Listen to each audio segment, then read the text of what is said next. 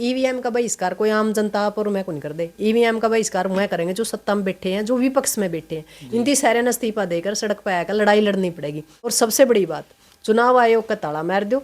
और दूसरी, सड़क पर आएगा ना, इनती लोगों को बताना पड़ेगा कि लोग नू जागरूक करें भाई ईवीएम के अंदर हम वोटें नहीं डालना, हम तो बैलेट पेपर तो ले आओगे तो वोट डालेंगे, नहीं तो वोट नहीं डाल दे। इस क्योंकि ये भी कहीं ना कहीं दोषी हैं। 70 साल में इनती भी बड़े बड़े खड्डे खोद रखे हैं, जितने इनती 70 साल में खोदे थे नहीं, इनती 11 साल में उन तो डबल खोद दिए। सभी दर्शकों को नमस्कार। साथियों, मैं आपके साथ अजय कोत। साथियों, कुछ अहम मुद्दों पर बात करेंगे। वोट चोरी का मामला हो गया और कुछ संत रामपाल जी महाराज कई दिनों से है जो एक मामला चला हुआ था, उस पर ही बात करेंगे। हमारे साथ हैं डॉक्टर सिक्किम नैनस्योकन जी, जो किसान नेत्री हैं।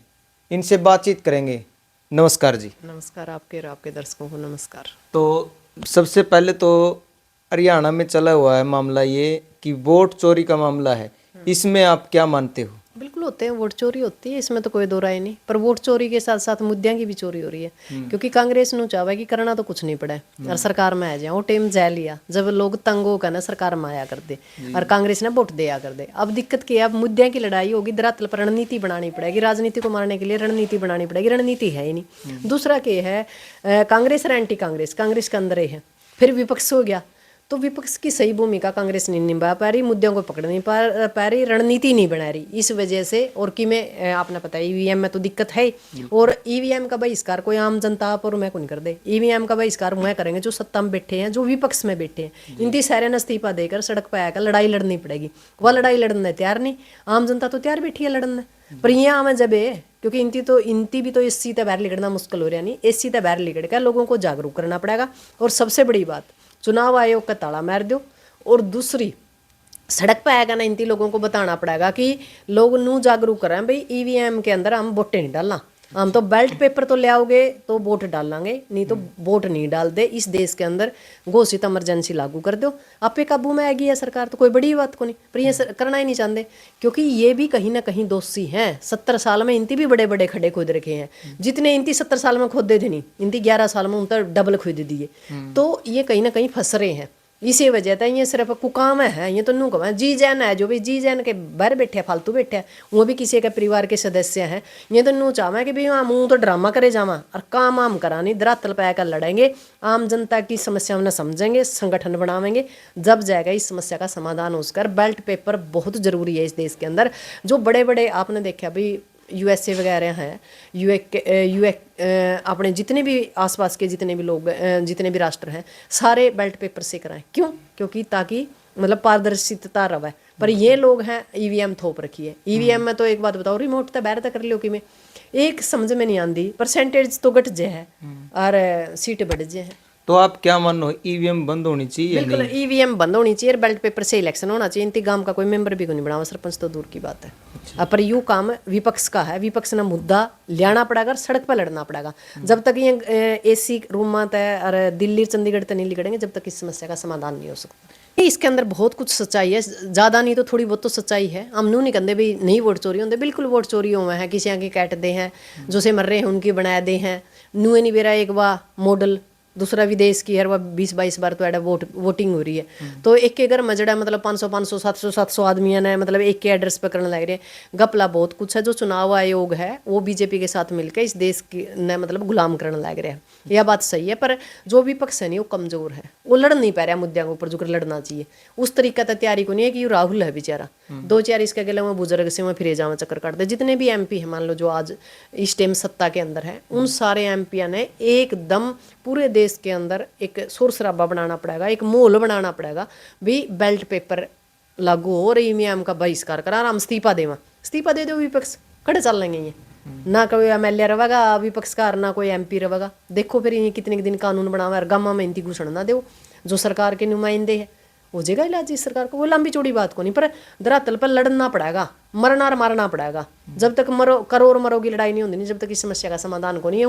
मतलब उस पर कहना कि करें मीडिया पे, सोशल मीडिया पे, इन प्लेटफार्मा का तो चलो ठीक है, आप रोज मतलब लोगों ने जागरूक कर रहे हो, पर इस समस्या का समाधान नहीं हो सकता। क्योंकि असली प्लेटफार्म धरातल है, धरातल पर उतरना पड़ेगा विपक्ष ने।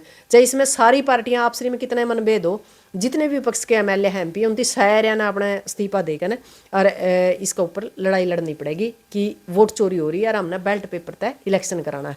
कितना टाइम लगेगा ये भी तो नू मान लो, मतलब जो आज आप लड़ांगे 4 साल लग जाएंगे 5 साल लग जाएंगे, नहीं तो ये तो हलने ही को नहीं।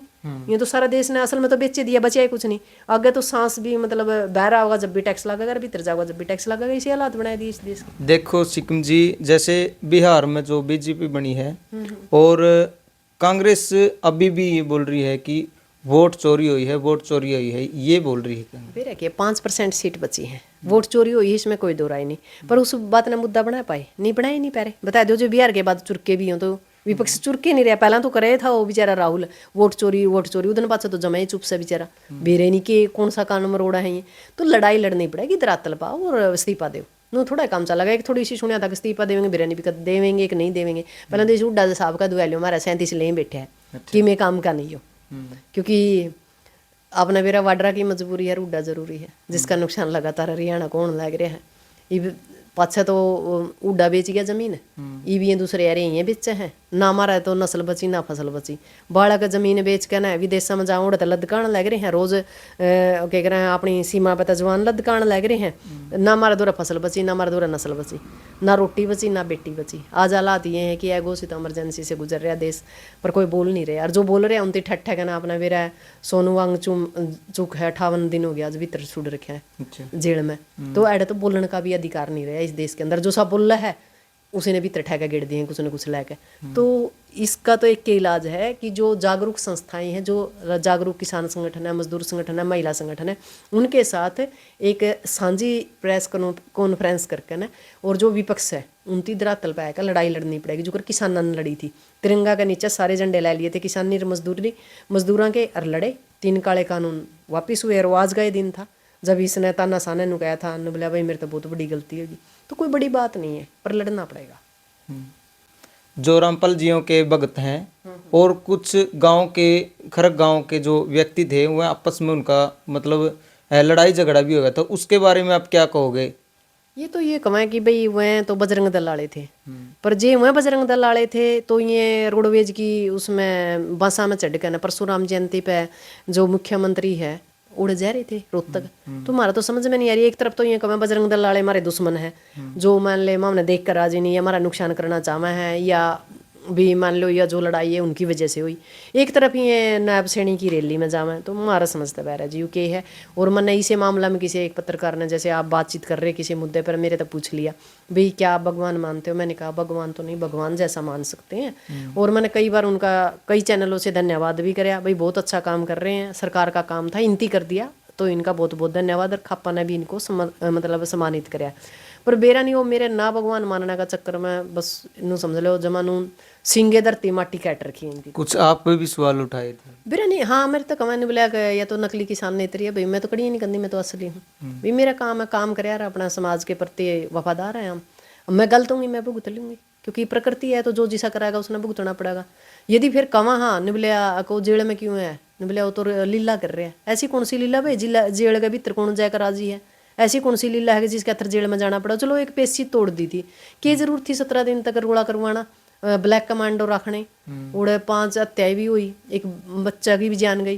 तो जरूरत नहीं है। तो सरकार जो क्या कह रहे हैं FIR बोलने लग रही है, चलो मतलब लीला कर रहे आप वाली मान ली, पर इतनी लीला तो कौन कर सकता नहीं कोई। फिर कमाए के तो उसका शरीर में कभी रह रहा है। तो इनकी बात तो आप समझ नहीं पा रहे हम के है। ये दूसरी बात ये कमा है कि भाई क्या करें, नाम लेने का अथर है, पूजा करने का अथर, अलग अलग इनके रेट हैं, उनमें रेट देने ही पड़े हैं भाई, कड़ियाँ तो कुछ करो। और दूसरा क्या है कि उसके चरण अमृत प्यावा नहीं है, जो चरण अमृत प्यावा है वो क्या है कि इनके पैरों को दूध से धो करना है, फिर उसको चरण अमृत बनाया करना है, मतलब लोगों के अंदर बांटता है जो इनके भगत हैं।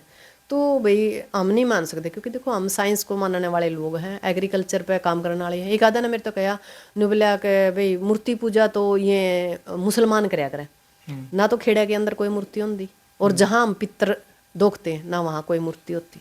हम मूर्ति पूजा के आज भी खिलाफ है, ना मूर्ति पूजा करते।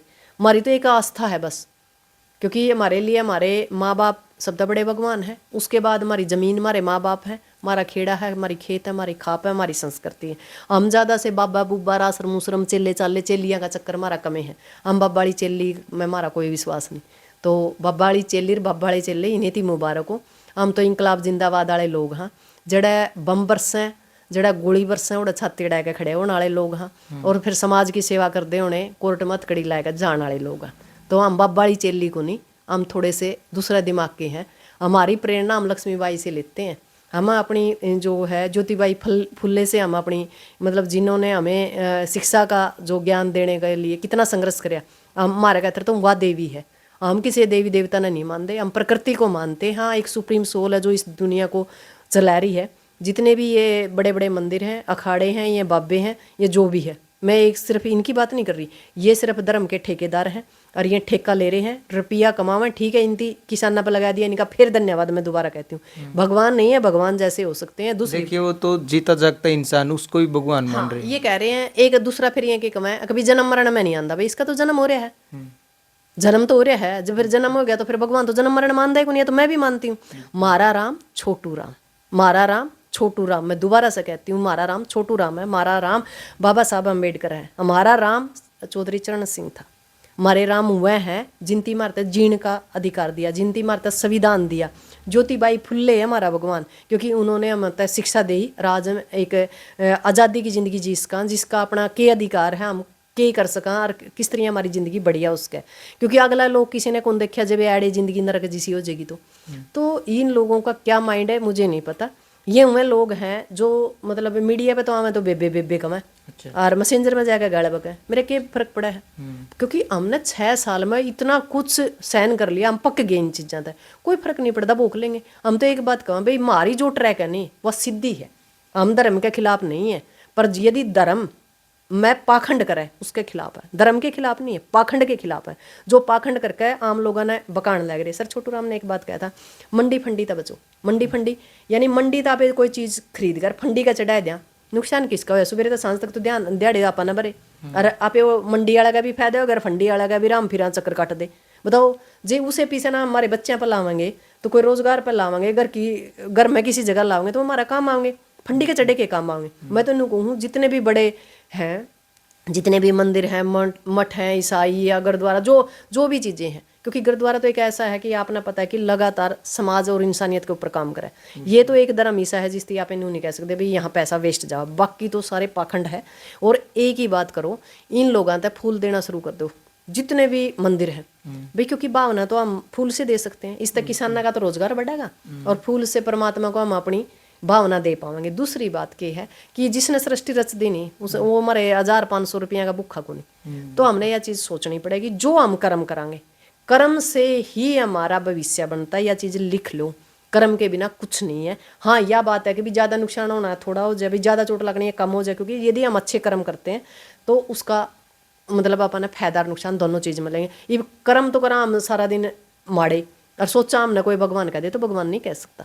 और मेरी ना कोई नू लड़ाई थी कि भी तम इसकी भगवान मानो ना मानो, वो तो सिर्फ मेरे तो पूछ लिया आप जैसे पत्रकार, भाई आप भगवान मानते हो? मैंने कहा भाई नहीं, मैं भगवान नहीं मानती। भगवान जैसा कह सकते हैं कि भी बुरा टाइम में सरकार की बजाय इन्होंने हमारी सहायता हाँ, करी। बिल्कुल अच्छा जो लाठी वगैरह बाजी है या गलत है, और इन लोगों ने संयम का परिचय देना चाहिए, जैसे गुरुद्वारा के लोग देते हैं या सिख धर्म के जो लोग देते हैं। वो लगातार कहीं भी पूरे विश्व में कोई समस्या है जो सब तक आगे पाएंगे, और कदे नू नहीं कमाए अक भाई तुम हमारा धर्म अपना लो या कुछ कर दो। आप गाड़ बकोगे तो भी वो नहीं कहोगा वाई गुरु दा खालसा वाई गुरु दी फतह, काना पको तैर के बिक जाए। मैं कि ईंट मारन कौन जान दे, मैं तो जमा बराबर में रखा है, 1 मिनट में कर दें काम, पर कदे मतलब नहीं, क्योंकि उनके अंदर संयम है।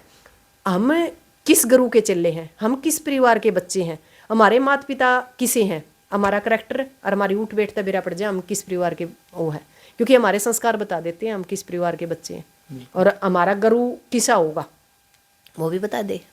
तो इनकी संयम रखना चाहिए था। ठीक है भाई, दान करे अच्छी बात है, समाज का लेकर आपने समाज का भला कर दिया।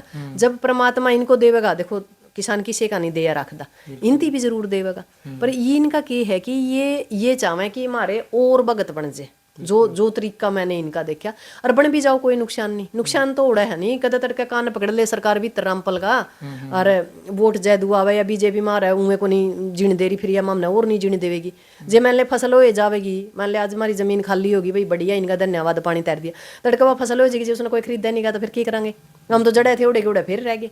तो यही बात है, मैंने ये कहा था कि भी आप दो धारी तलवार ना चलाओ। मैं तो मतलब उड़ जान लग रहे हो आप, नायब सैनिक है, मैं आप किसाना का उकरण लग रहे हो। 10 बार धन्यवाद कर लिया, 10 बार मीडिया के ऊपर मैंने धन्यवाद कर दिया, और धन्यवाद तो इनती दिखा को नहीं। मेरा एक भगवान ना मानने करो जो ट्रोलिंग कर रखी है बहुत ज्यादा, भाई मेरे इन चीज़ों तो कोई फर्क नहीं पड़ता, क्योंकि मैंने नू बेरा है कि पाखंड और धर्म और राजनीति एक ही सिक्का के दो पहलू हैं, मैं इकट्ठे करें और वो कट ले राजनीति वाले। तो हम उस चीज़ तक बचना चाहते थे, सिर्फ यह बात कही थी, इसके ऊपर कुछ नहीं। कोई कुछ कहे कोई कुछ कहे, मन इन चीज़ों तक कोई फर्क नहीं पड़ता। भाई जी करे तो हम नेत्री मान लो, तारा जी करे जमाना नेत्री मानो। मैंने तो एक बात कह दी, ना तो हम नेत्री मानो, ना तो हम मन सामाजिक मानो, ना तो हम कुछ कहो। सिक्कम तो मानोगे, मेरे माँ बाप नाम दे रखा है, जब सिक्कम नाम आवेगा नहीं पूरा भारत में दूसरा नाम मेरे को नहीं। चाहे तो एक सिक्कम राज्य है, चाहे सिक्कम मैं हूँ। जमा कुछ भी ना लाओ, ना नैन, ना शोकंद, ना देवी, ना खान, ना कुछ ना लाओ, फिर भी सिक्कम तो सिक्कमे है, क्योंकि मेरे बाप ने नाम ईसा दे रखा और मैंने उसको प्रमाणित कर दिया। क्या करोगे?